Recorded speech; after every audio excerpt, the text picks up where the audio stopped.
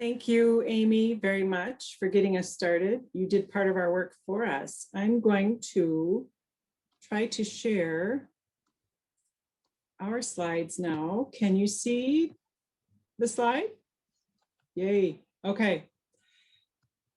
We took the SLC4E motto or logo for the session, learning for the whole series, learning from disruption, healing forward. And I really want us to think about that as a learner-centered leader.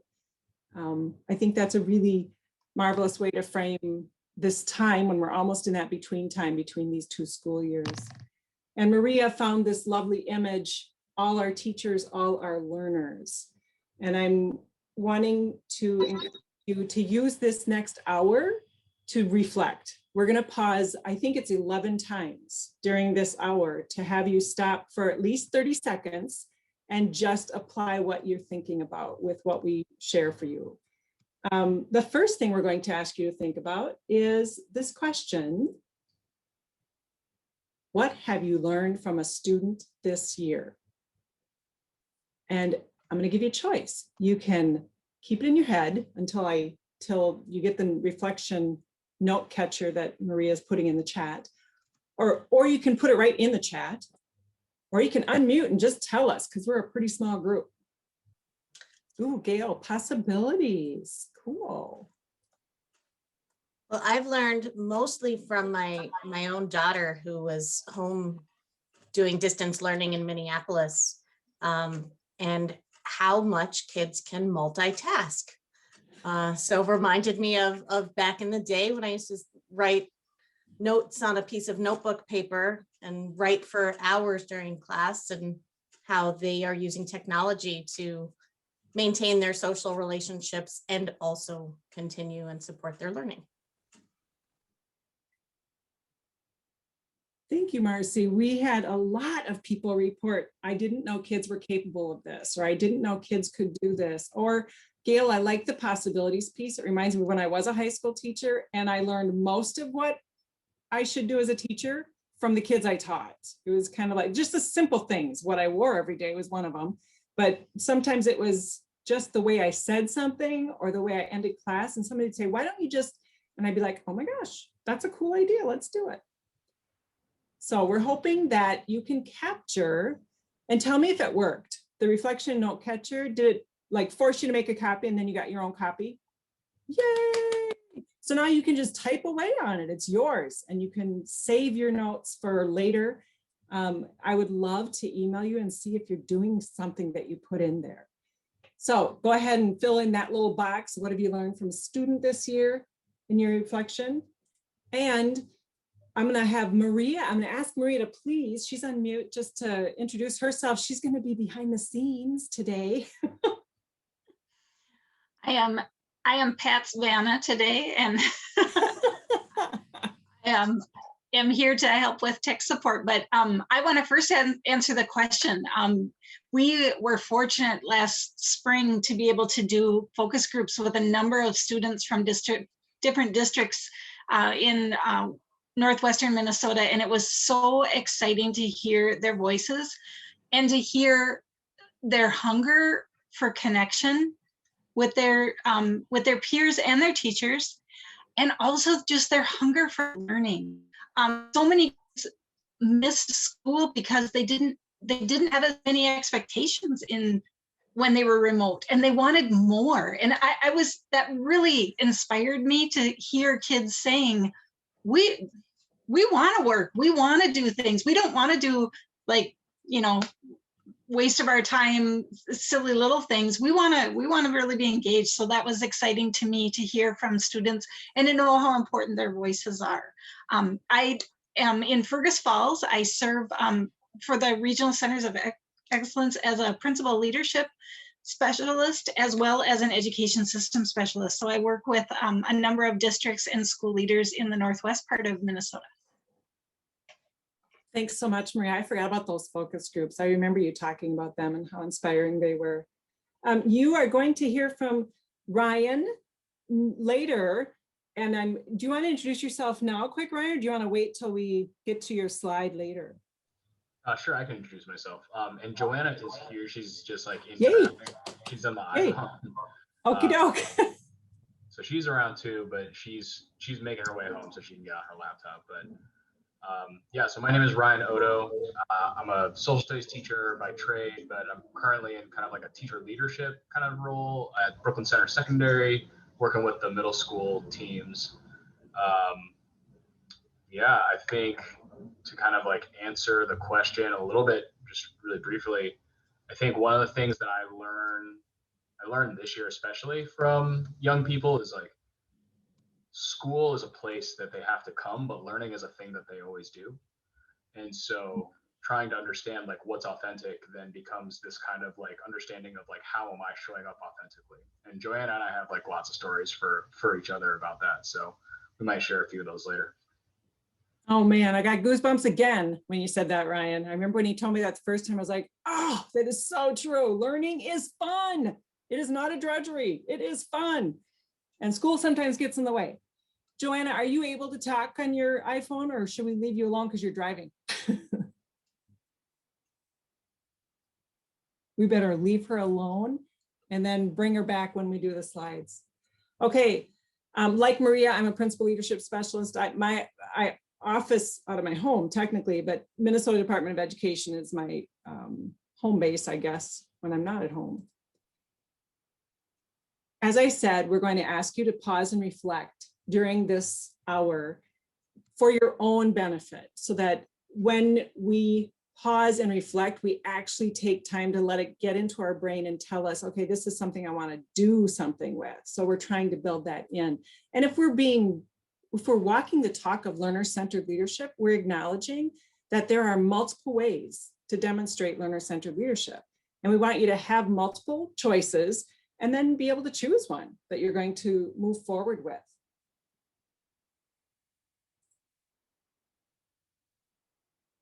So when you were a student, and some of you probably still are, I consider myself a lifelong student. What do you wish your teachers knew about you? This is a pause and reflect moment.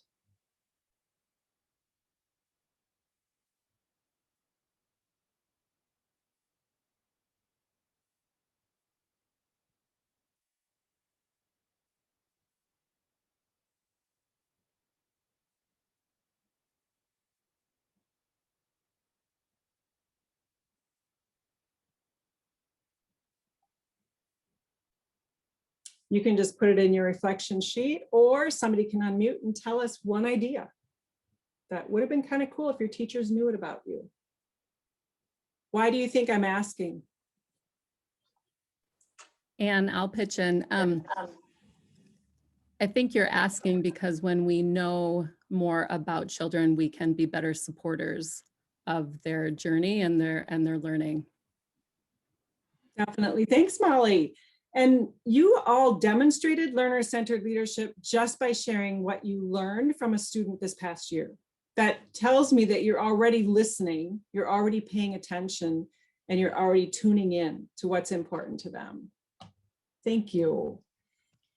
And Anne, Amy put in the chat that she was afraid to fail and it never felt safe. And, Oh, wow. and how important it would be for a teacher to know that. Oh my gosh, yes. Immediately I put myself in the teacher role and I thought, wow, it would have been really helpful to know that that's what that student was fearing. I could have reassured them. I could have done something about that. Mm-hmm. Yeah. And Marcy noted that school was her safe place. So many kids not feeling safe enough to tell us, and wishing we'd ask, or wishing we'd create a condition where they felt safe. Thank you. Being a late bloomer as a reader. Oh yes, Gail. Oh my gosh, so critical. Did not define my daughter. One of my daughters teaches 4th grade, and she had a quote about something like this in a 4th grade level. Your grades do not define you, or your MCA test scores do not describe you. It's kind of cool. So this slide is intended to ask you, oh, these are so good. Yes.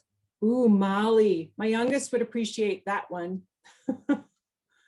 Definitely. Don't get in my space.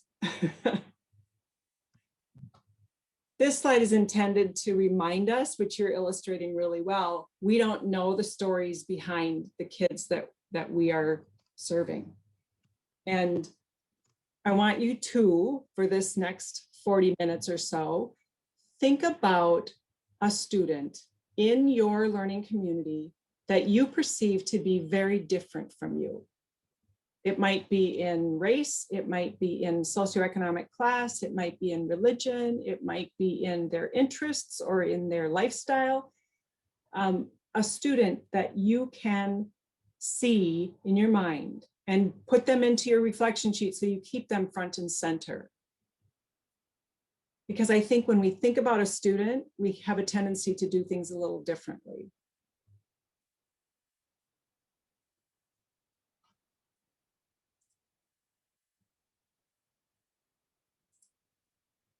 Now, you've got that one student. When you think about that student, do you think that student can answer these 3 questions for themselves? Who am I? How do I learn? And where am I going? Unfortunately, in my experience, we have some that can. And we have some that could get there easily. And we have a lot who have never been given the space to think about it or to answer it.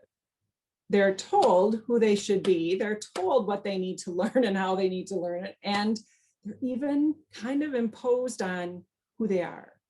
So a learner-centered leader really focuses on these questions, not just so the teachers and the leaders know and can answer this for the kids, but so the kids can leave our systems knowing how to answer it for themselves.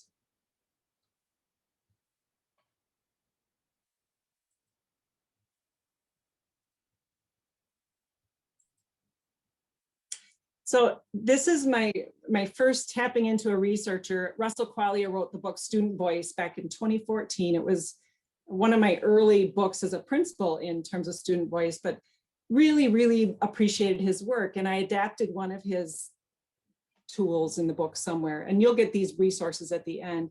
And he had a list of 10 learner-centered practices or practices to elevate student voice. I'm going to bring all 10 up slowly. And what I want you to think about is which of these 10 kind of speaks to you, which might be something you want to challenge yourself to consider for the summer or the fall. Some of them you're already doing. I know people are already doing the focus groups Maria mentioned, the surveys that we've been doing. We often leave off the second half of this one. We survey them, we take the information and we do something, but we don't always go back to them and tell them what we heard or what we learned. Particularly if it's about our teaching or leading for that matter. And how vulnerable are we to share with our colleagues, oh, I got this feedback the other day and it didn't make me feel good, but I know what I'm going to do with it.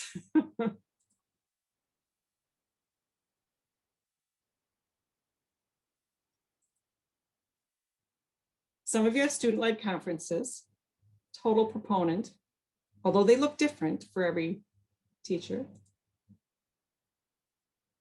Huge gap in this one. We sometimes put students in leadership roles, but don't necessarily support them in becoming strong leaders. Big risk in this one. If you want a school that's doing this, Eden Prairie, they're doing this in a big way. And love this last one. I think we get all those possibilities Gail mentioned. Imagine if those were in front of our classrooms teaching our kids with our teachers, what we could do. So pick your one out of this list that might be something you want to focus on moving forward. If any of you were at Rhoda from the Hopkins superintendent session yesterday, she had an example that would meet all 3 of the last bullets. She had She has students on committees. She has students that made schedules and prepared programs. It was a really wonderful illustration of those last three.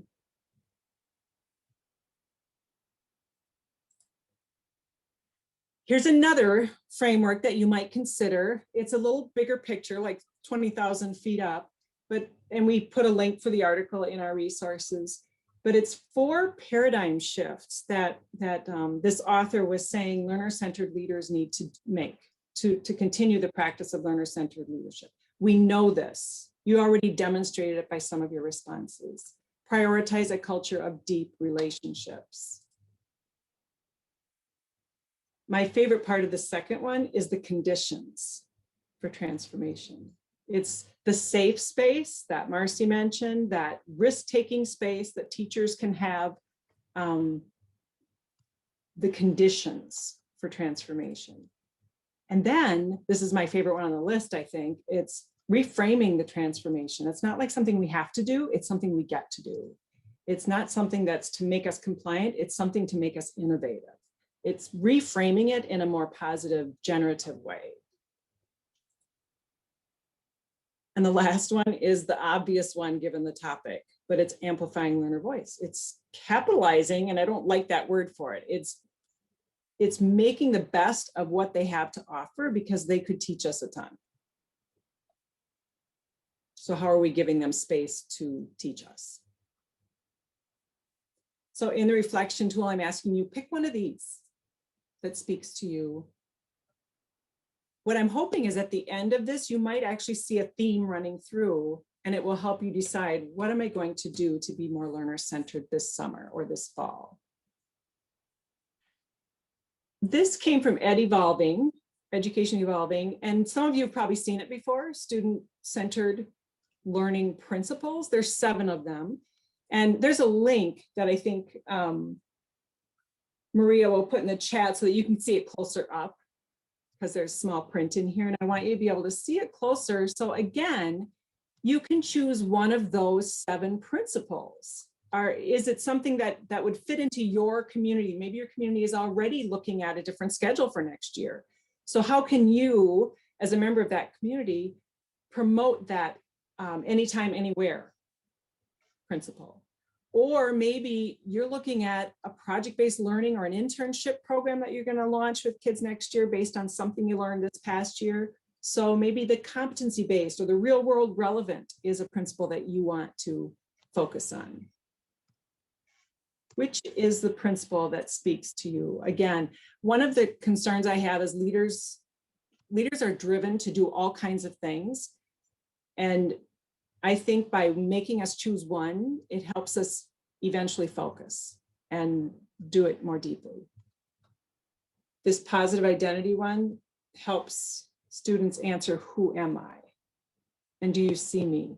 And is there a place for me in this learning community to be a leader?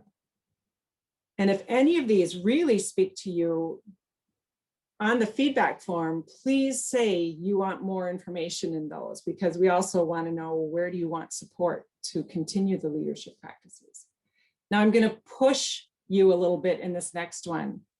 I took Education Evolving 7 principles and applied it to teachers, meaning if we, as leaders in the building or leaders in our learning communities, believe teachers should do that with students, then we need to do that with teachers. We need to do the same thing we expect them to do with students in their worlds. And I don't know if any of you attended Molly and Amber's session right before this one. They had the student mentors for students and they had the accountability partners for the adults. It was a really great illustration of these 2 graphics. So if we want teachers to have positive relationships with students, what are we doing to create the conditions for them to have positive relationships with each other and with us as leaders? That's just one example. So maybe choose one of these 7 principles for your own practice. Do your teachers get to choose their professional learning pathways, their own action research projects? speaking of teachers, I want to, you'll see two names on here that are not on the call with us. I met Josh, Ryan's principal. Is he your principal? Yes. I was going to say, wait a minute, you said middle school, but he's the middle high school. I met Josh, oh gosh, probably 2 years ago at an MASSP conference. He was doing a session with Captivate Media, Jake Sturgis, and it was on recording student perceptions and student voices to help design teacher professional development, to help raise awareness among teachers about the real experience that students had. And I was so moved that I reached out to him and said, can I come to your school? Can I meet with the people behind this and learn more about it? So I spent probably an hour and a half at Brooklyn Center that day that he invited me in, and really felt like they were trying hard to elevate student voice. 2 years later, I met Raoun Finley. I think he goes by Ron in the district, but and I'm not even remembering how we connected, but I meet with Raoun every other month now, just for a conversation about his leadership and student voice, student belonging. And Raoun is the one that introduced me to Ryan and said, if you want to talk student-led, learner-centered, you got to talk to Ryan. So I reached out to Ryan, and now I'm going to turn it over to Ryan to kind of give you a little background of himself. And then Ryan, you go ahead and give it to Joanna. And then I have a few questions that I asked them to think about. Yeah, so it's nice to be here. I'm Ryan again. Pronouns are he, him, his as well. I think, so when I think about my journey to like youth-centered teaching, I think about a process of like having to unlearn what it means to be a teacher. Specifically in that, I think about this kind of challenge of like, I'm supposed to be the person that knows what to do. I'm supposed to be the person that has a plan. And what I kept finding through, this is now my 12th year teaching, what I continue to find is that like, it's actually when I don't have a plan that the most generative things happen and the most thought-provoking things happen. Those like unscripted moments are the things that like are really like fun and engaging, and the things that people walk away from saying like, we should do that more often. It's hard to say how you can do that, but I think one of the things that like helps me, hey Joanna, one of the things that helps me is people like Joanna. Specifically when I say that, I don't mean to make it sound like very like Hallmark cheesy. It's more of a, like, I know that I'm my best self because I'm in relationship with young people. And so being able to like shed those layers of like, I have to hit this content, or I have to do these standards because if that's what's going to be on the test, or this is what was asked of me. And instead I slow it down and say, well, what's in the room right now? And what are the passions in the room? And I oftentimes, when I find myself getting pulled back to traditionalism, I default back into conversations with young people to say like, what should I be doing right now? Because as much as we don't, like, I don't want young people to be the people who do the work for me. It's different in the sense that I'm not asking, for example, I'm not asking Joanna to do my job. I'm asking her to help me be myself better. And in that, I think I've really grown, and it's been really wonderful. And yeah, so Joanna, if you wouldn't mind like introducing yourself, like how we know each other, maybe if you want to share that story. Which I think is a really funny story. So I'm all about that. And just anything else that you think is important, Joanna, and then we can maybe go back to Anne and hear the questions. Okay, my name is Joanna. I'm a junior in high school right now, and I know Mr. Odo from, he was my teacher in 9th grade, and he kind of, I don't know, the first day we met, he was talking a lot about how school was like prison. And, I was like, oh, okay, I'm gonna like this person a lot, I think. And then he started telling us that we were going to get assigned seats. And I was like, but you just said that school is a lot like prison. Why would you treat us like we're prisoners? You know, that was a bit hypocritical. And I told him that. And then he was like, okay, well, I guess I'll let you guys have your own seats. And so, you know, that kind of put me on edge. I was like, I don't know if I like this guy or not, but I'll give it a try. And that's kind of how we met. And then I ended up being in YPAR with him, which stands for Youth Participatory Action Research. And it's where a lot of students like come together, we brainstorm ideas on like issues that we find in our community. Then we pick out an important thing that we find I'm blanking out, something important that we want to tackle. And that in 9th grade, it was school lunches, because it was something that a lot of the students were having trouble going through, because we wouldn't eat during the day. And so we thought that if we had better variety, more culture towards that, the food, and more options, then we would be able to eat and then, you know, pay attention to class and not be starving the whole entire day. And then this year we focused a lot on intersectionality and toxic masculinity and mental health. Then we finally came into the conclusion of like the idea of having a purple room, which would be a room that students could go to when they feel like crying, when they just need to go vent to someone, when they just feel like they can't be in the classroom at the moment. And so instead of going to the hallways and walking around and, you know, possibly getting into trouble, we thought that we could have a place where people can go do that.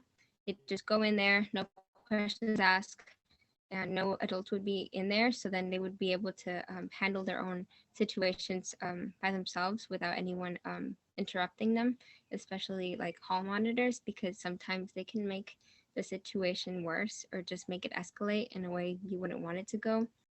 Because if you think about it, you know, when you're upset, you don't necessarily like it when a bunch of people are just, you know, coming at you, you know, like, how are you? What are you doing? Or like, go to class.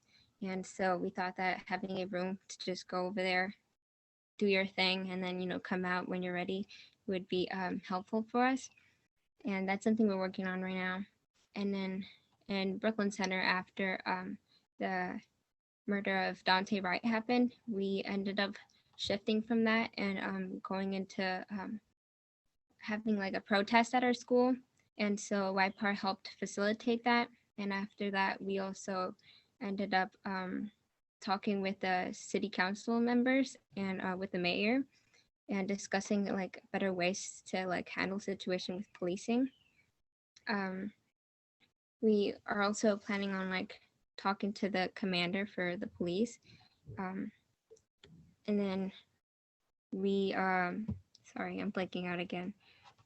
I just wanted to say like, one thing that I've learned from all of this and being a student is that there.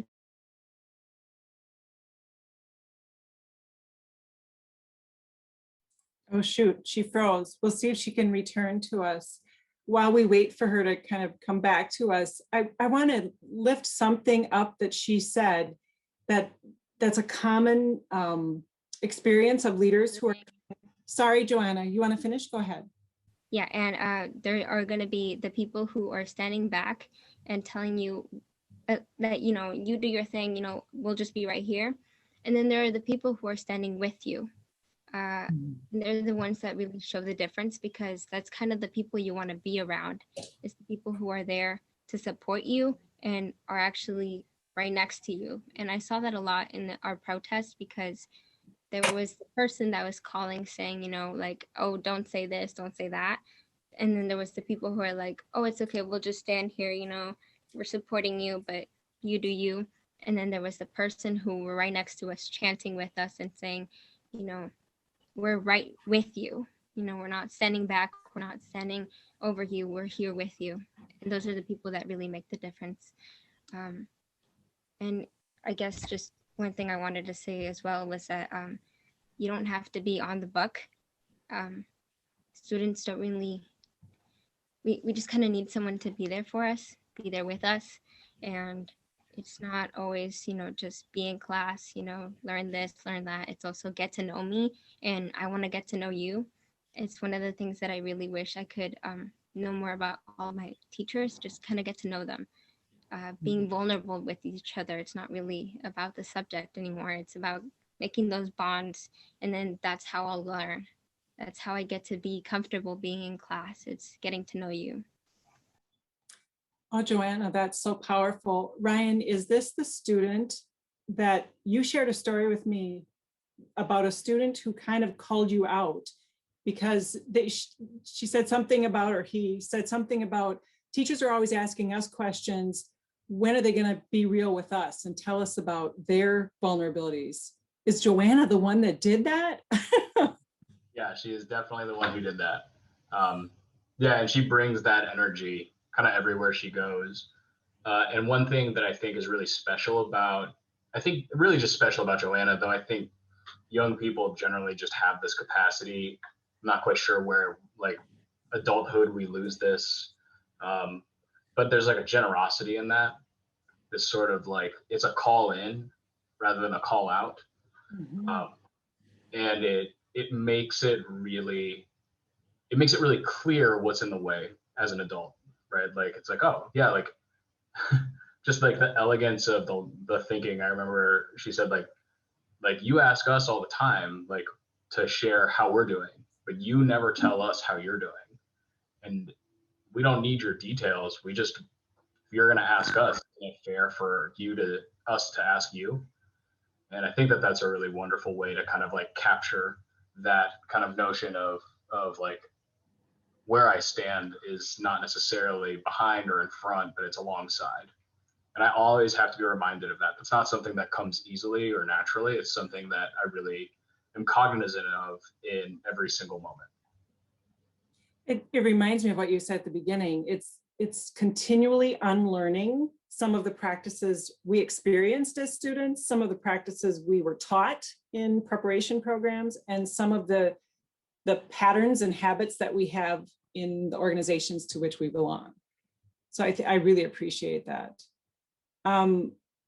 The thing I was going to elevate about what Joanna said, I'm coaching a couple of school leaders who are being very intentional about elevating student voice. And I started with one of them last year, and he goes, "Anne, they're asking about milk." He was kind of like disgusted. And I said, that is a starting point. You have to prove to them that they can trust you with the small things, because they're not used to being asked, for one thing. So hearing her say that it was the lunch program first made total sense to me. They're going to start with the things that are like, because they're not used to being asked, that probably will test our integrity. Are we going to do something about this?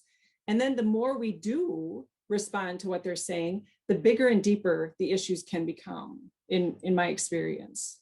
I mean, that was quite a move from lunch to intersectionality and meeting with the council about appropriate ways to respond to challenging behaviors and things. So I had a few questions here to ask them, but they've already answered really some of these. I'm just going to put them all up, and you guys can decide what you want to talk about. Joanna has given us a really wonderful painting of what they're involved in. Ryan and Joanna, you feel free to choose what you want to choose, and maybe save that last one, the critical first step for a leader that wants to become more learner-centered. Save that for your last thing.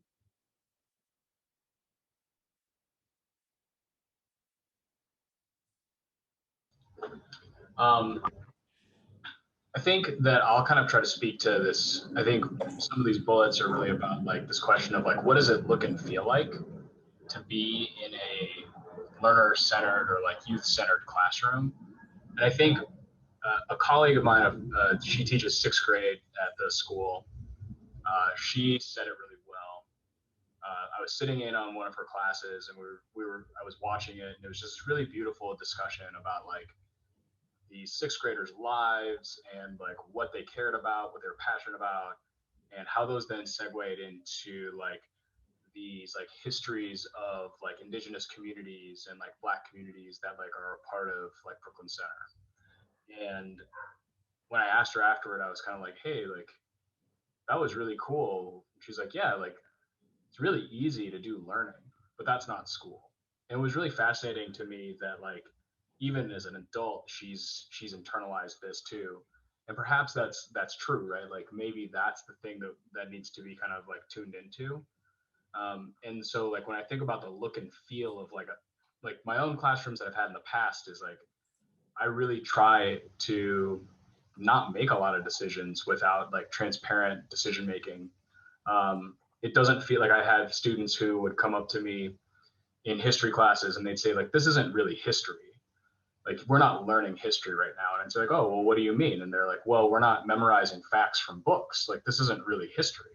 I'm like, okay, so what is it for you? They're like, well, it's really fun and engaging. I don't want to not do it. But, like, there's this unlearning for them too about, like, what is the discipline actually about? And so I think in look and feel, it's like, it can be a really dynamic space in one moment where I remember in a ninth grade class, like, people were up, literally the whole class, all 30 people were just up arguing with each other nonstop. And then in another moment, it can be like, I had giant pieces of paper just on tables for people just to draw. Because I was like, just kind of seems like people really want to just like hang out right now. Like, do you just want to like hang out and draw and we'll just talk and see where this kind of takes us? And they're like, yeah, that sounds cool. And we had really like deep conversations as I kind of like floated around the room about their lives and my life and like the school. So it's really adaptive. It's really dynamic. It can be really loud. It can also be very like peaceful. It can be really intimate, and it can be really hard. It hits all of those things. And the one thing that I'll say that it's not ever is, I don't ever think it's boring. I don't ever think there's a moment that I feel in the look and feel of like my classroom that there's someone who's like, I don't want to be here. Because if they don't want to be there, they have the right to leave. Because as a learner centered, like as a youth centered space, that I always tell them, and I think this was probably one of those things that Joanna was like, I think I might like this guy, until the seating chart thing. I was like, I'm not in charge of your body.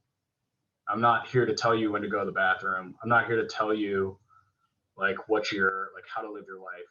I'm here to be with you. And so like, people always have the freedom to like leave the classroom if they need to. And I just trust that they're making choices that are the best for themselves. And sometimes people like make mistakes, and that's a process that we work through together. It's not something that's like removed. So everything also like cycles back to the community. So even if it happens outside of the classroom or something happens in the classroom, it's never isolated to just like the two people involved, or maybe like a group, or maybe it's just one person. Always try to circle it back to like the whole class and saying like, this is a community event and we should probably talk about that. So there's just oh, go ahead. I'm sorry. No, language is so important. And you have said you've switched from youth to learner a couple of times. And I thought I probably need to be really upfront and intentional about sharing the term learner centered. And that's my kind of approach, because I didn't like student centered. I thought in order to do this well, we need to view ourselves as learners. We need to view our teachers as learners. We need to view students as learners. We're all learners in this learning community. And I think Ryan and I talked about this, and we have the same philosophy. And he's saying youth, I think, go ahead and say why you're choosing youth as opposed to learner, because I think it's a valid point. Yeah, I think, so for me, it's really about like the term student in terms of like research, and in terms of like the way it just gets like used in schools. Oftentimes like is a really like objectifying term, in the sense of like, students are blank, students are doing this, right? Like, it feels very sterile. It feels very like these are objects within the context of a school that then must be acted upon so that they don't behave, or they don't do, or they fall into line, right? Like, they comply. And I think one of the things that I try to resist is that within myself. And so I try to say like youth I use the term youth instead to say like young, they're young people, right? Like just because Joanna is like under 18 doesn't make her less of a person. Though we all know and have heard those colleagues who have used terms like, well, you know, when they get out of 8th grade, then they really start to become people. And it's like, that's actually like really messed up.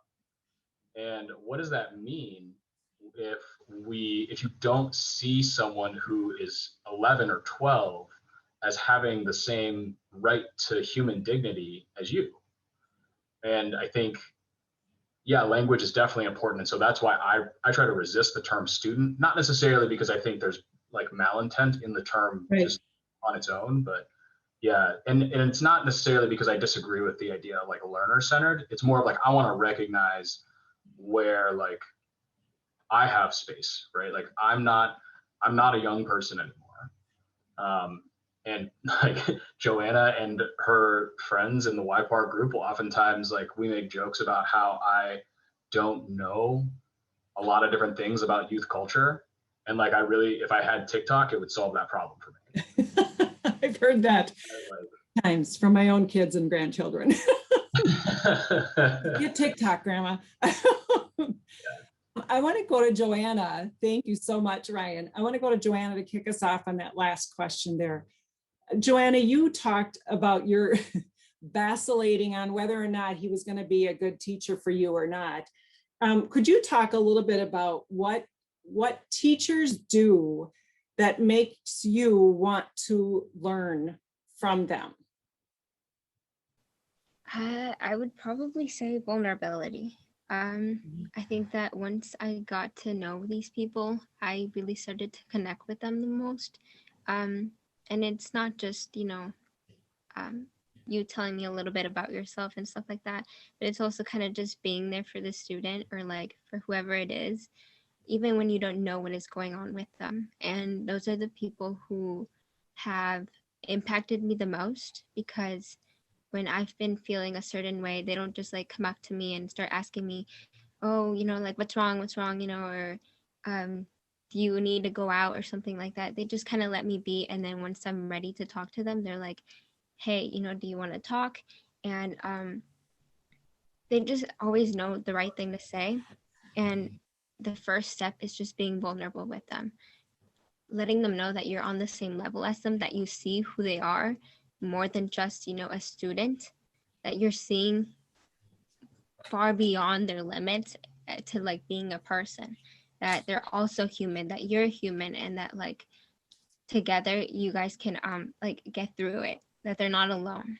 And like I think those first steps really impacted me, and I think it could really help a lot of other people, because I don't know how to explain it. It's just those most vulnerable moments are the best ones that you hold to yourself. You remember when you're upset and you're like, oh yeah, this person was there for me, and I thank them so much because I don't know how I could have gotten out of it. And those are the things that I feel like really connected and resonated with me. Oh, so well said, Joanna. Thank you.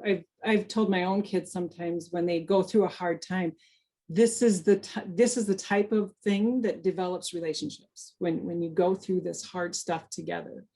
Ryan, similarly, I know there are leaders who are not comfortable with what, and may describe what you described as chaotic or not structured or unpredictable, or I heard a term yesterday, which I had not heard before, the VUCA, the volatile, uncertain, complex, and ambiguous.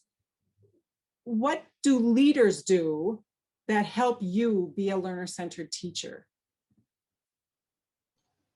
Yeah, it's a good question. So in terms of like, I think there's something that kind of like precedes that a little bit, which is that like, I operate from a stance that like the most valuable learning happens in crisis, of like those unexpected moments. And that's not something that I thought of. There's an ed theorist, his name's Kevin Kumashiro. This is his thing. And it's resonated with me ever since I've read any of his work. And to create conditions for crisis, whether it's positive or negative or how we're responding to it, I need space. And I'm not someone who needs a lot of like direct support. And so just having space and having someone like Josh say to me, like, I trust you. Like, I remember we had a conversation when I was hired where he said, like, I didn't hire you to do what everybody else does. I hired you because you have something in you that's different. I trust you and I want you to do that. And I remember thinking like, oh, so he does know what he does know what I'm about. And I said, okay. And ever since that moment, all I've needed was space. But there's kind of like an ideological like reimagining that happens that I think leaders can take. They can. There's two ways they can kind of like either perpetuate more of the norm of like the idea of like student as object of learning, or they can perpetuate, or they can promote this idea of like, how do you see yourself when you're here? And does it change when you're with young people? And if so, like, what is that? Because for me, I think of it as like another thing that I think about is like solidarity. And I find myself to be much more of who I want to be when I'm around young people versus adults. That's my own thing. I got to figure that out. And at the same time, like, that's something that I'm very aware of. So that I'm always trying to be that best version of myself. So I see something too. Wow, powerful. I'm going to go to this quote because both you and Joanna said something that made me think of this quote again. I want to give you guys a chance to read it.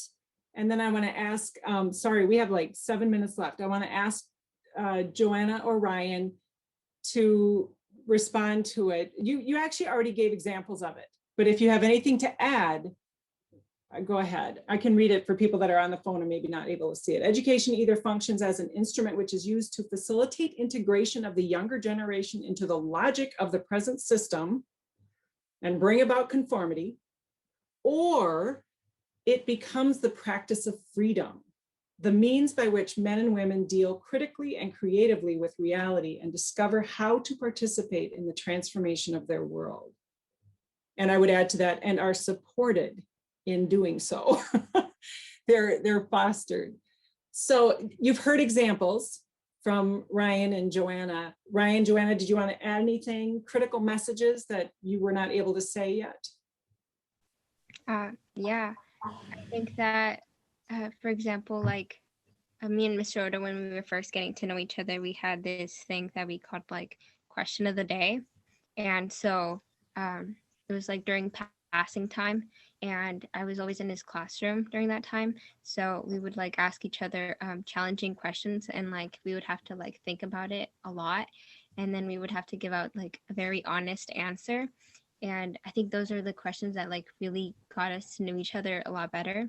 And it challenged both of us because it opened our minds up a lot. And I think that Mr. Oda used to be a little bit close-minded, and I think he really opened his mind up a lot, and he gained a lot of a perspective with like students, you know, and I don't know, I feel very thankful for that because I don't know, you know, once you feel like you cracked someone open, you're like, yes, like let me do it again, you know. I don't know, it's really fun, and it's kind of what pushes me to keep doing it more, just because I know I can do it. I know I can crack someone else open, and I'm like, I just can't wait. It's fun. Joanna, thank you so much. You don't strike me as someone that's looking to crack people open. You have a gentle way of doing it, I think. I think you said that, kind of an elegance, Ryan. I think you said that. It's an elegance that she has. We wanted to share a couple more visuals with you before we go, but they're all linked if you want to. There's this continuum of student voice that Barbara Bray and Kathleen McClaskey put out in Make Learning Personalized that goes, you know, we think we're being learner-centered when we get a student to tell us what they want. But really the ultimate is when students are co-creating their learning experiences with us, which is on the far right of this continuum. So that's another thing to kind of put yourself, where are you in these boxes? And then look at the box on the right and choose what you think you might do to move to that next level of learner-centered leadership or learner voice elevation.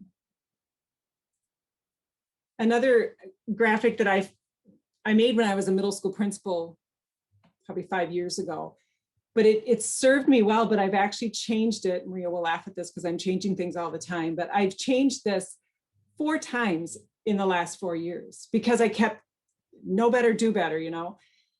It starts with believing we have something to learn from others, whether it's our colleagues, our families, our students, our whoever. Believe we have something to learn from people, and then listening to them, listening really, really well and really closely and compassionately, and then checking our understanding, make sure we heard what we think we heard, and do something with them, with the information, and then reflect on what you did and check back to see, is that what you needed me to do differently? Is that what we needed to do differently? And then start over in your next round. Maria and I were doing a session in the MAP conference, Minnesota Alternative Schools. And we had a leader on that call that said, you know what we do as educators?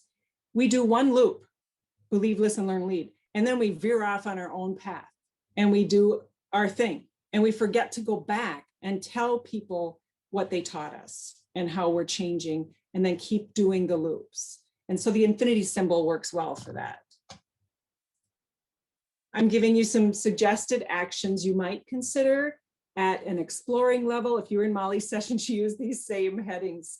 At a becoming level, if you're just learning about it, look at the far left column. If you're kind of already doing things, like if you're Ryan, you want to get to the thriving level. And by the way, he is there, because tell them what you told me, Ryan, that you're shifting kind of your attention from the youth-centered leadership practices to, go ahead, finish the sentence. Trying to remember, we've talked so much at this point. I know. You said you were shifting to helping your colleagues, to really focusing on the adults in the building. What do they need to become more learner-centered? Yeah, and this is like a paradigm shift that we're trying to do on a lot of different levels right now. So that means right now we're working on building what we're referring to as like networks of critical solidarity. We're trying to find adults in our community that are looking to say, like, I feel like I'm alone in this work, and then bringing them together to be like, you're not alone. Here we are. And what do we want to think about and talk about, and what do we want to be about? Some of those informal things, and then more formally, we'll be trying to roll out next fall. We'll be rolling out some teacher action research cohorts. We'll be stipending those hopefully, and then trying to, in the same way that like YPAR can be pretty like liberating in its kind of exploratory sense, the way that Joanna was describing, we're hoping to build some critical consciousness and capacity with adults in these action research cohorts as well. Oh, how exciting. And I love networks of critical solidarity is like an evolving from a coalition of the willing. It's so much better. It's way deeper. We put resources in the slides. Maria put a link in the chat for you. We would love it if you'd give us feedback, if you'd help us make this better. We want to keep promoting and elevating and amplifying learner-centered leadership. So please do, there's only like 5 questions. Just give us some feedback if you would, to help us plan support for making this larger. And Joanna and Ryan, snaps and claps and wahoos. Thanks so much for sharing your story and helping us envision a transformed learner-centered education system. Thank you so much, Anne and Maria and Ryan and Joanna. This has been an excellent session. I'm so excited to be able to share this widely, the video recording of it. So thank you for all of your time and sharing your expertise and your experience with us. I also have a survey in the chat. It's from the Bush Foundation and Education Evolving. And there will be on Sched, you can reach out and see the supporting documents as well. And we will send out links to both the Sched site and to the recording. So If you have any other questions, we'll stay on for a minute. And thank you for joining us today. We will have our final closing session tomorrow afternoon and hope to see you there. Thanks, Amy.